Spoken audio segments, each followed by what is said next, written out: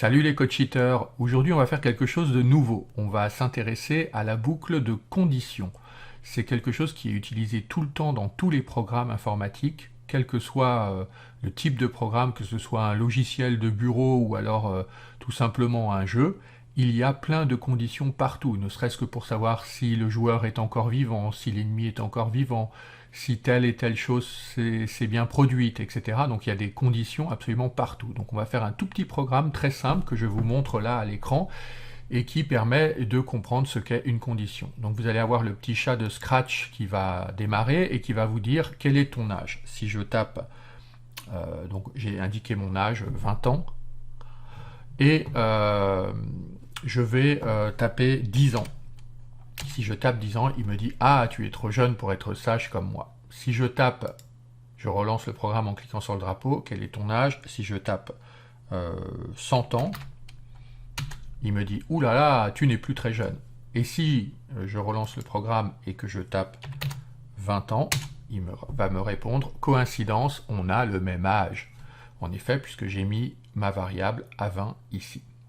Donc on va voir maintenant comment est-ce qu'on produit ce programme extraordinaire. Alors on va partir de Scratch par défaut et vous voyez ici d'ailleurs c'est la dernière version de Scratch qui est accessible en ligne et qui est vraiment très très bien et qui tourne vraiment bien dans n'importe quel type de navigateur, donc je vous incite à la tester. J'ai créé un compte d'ailleurs sur Scratch qui s'appelle CodeCheetah dans lequel vous pourrez trouver progressivement les différents exemples que je vais créer pour vous. Alors, pour faire fonctionner ce programme, comme je vous l'ai dit, on va utiliser les conditions. Les conditions, ça se trouve dans les contrôles, parce que ça permet de contrôler ce qui se déroule dans le programme. Alors, on va prendre cette condition la plus simple, qui est si quelque chose, alors quelque chose va se produire. Toutes les commandes que je vais mettre entre cette branche-là, eh bien, se déroulera. Donc, on va utiliser cette branche. On va avoir aussi besoin de créer une variable. La variable, c'est une case mémoire. Et dans cette variable, on va mettre mon âge. L'âge de celui qui pose la question, l'âge du chat. Donc, on va créer une variable ici et on va donner âge du chat. Donc maintenant, j'ai une variable qui s'appelle âge du chat. Donc, je n'ai pas besoin d'autres variables. Par contre, je vais aller dans les capteurs pour pouvoir demander à la personne l'âge. Donc, je vais demander quel est ton âge. Ensuite, je vais récupérer sa réponse. Donc, vous voyez, il m'a créé une variable type qui s'appelle réponse. C'est la réponse du joueur. Et je vais avoir besoin, en fait, de comparer si l'âge du chat correspond à la réponse du joueur, à l'âge du joueur, ou si elle est supérieure à l'âge du joueur, ou si elle est inférieure à l'âge du joueur. Alors pour ça, je vais utiliser des opérateurs. Et vous voyez ici, il y a justement trois opérateurs qui sont souvent utilisés.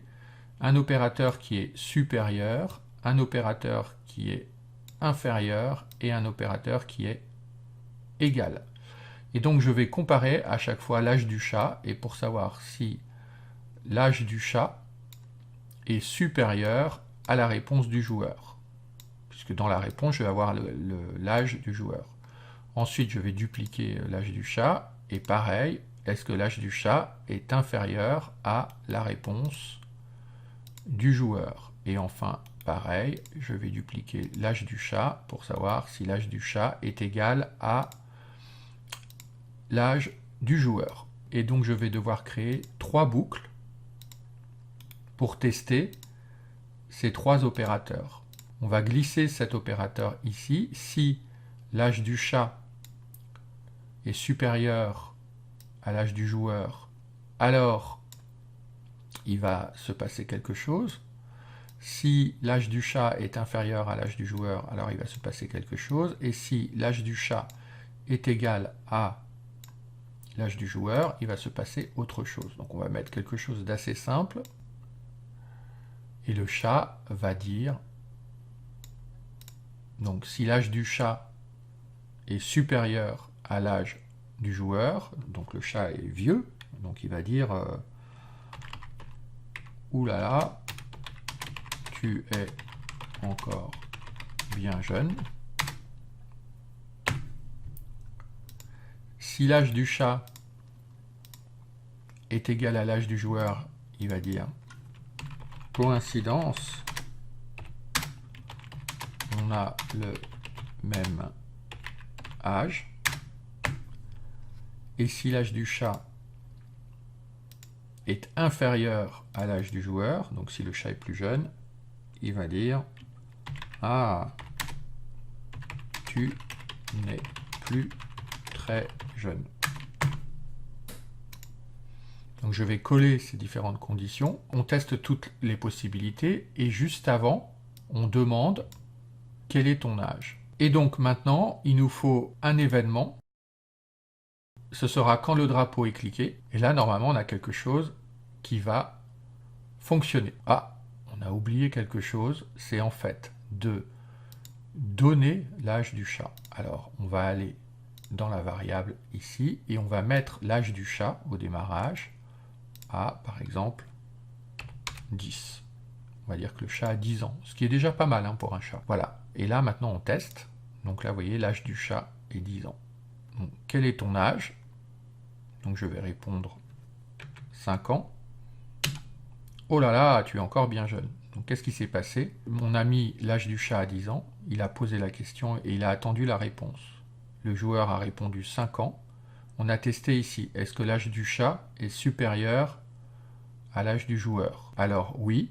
Donc, dit, oulala, tu es encore bien jeune, et il n'a pas exécuté les autres parties du programme, puisqu'en fait, les conditions ne correspondaient pas. On réessaye, on reclique, on va essayer, 10. Coïncidence, on a le même âge. Et si l'âge du chat est inférieur à l'âge du joueur, 15, ah, tu n'es plus très jeune. Voilà, et bien, avec ça, vous avez compris, je pense, comment est-ce qu'on utilisait les conditions. Donc maintenant, eh bien, abonnez-vous, likez, partagez ces vidéos. Les prochaines vidéos seront toujours sur Scratch ou alors sur MakeCode avec Minecraft. À bientôt.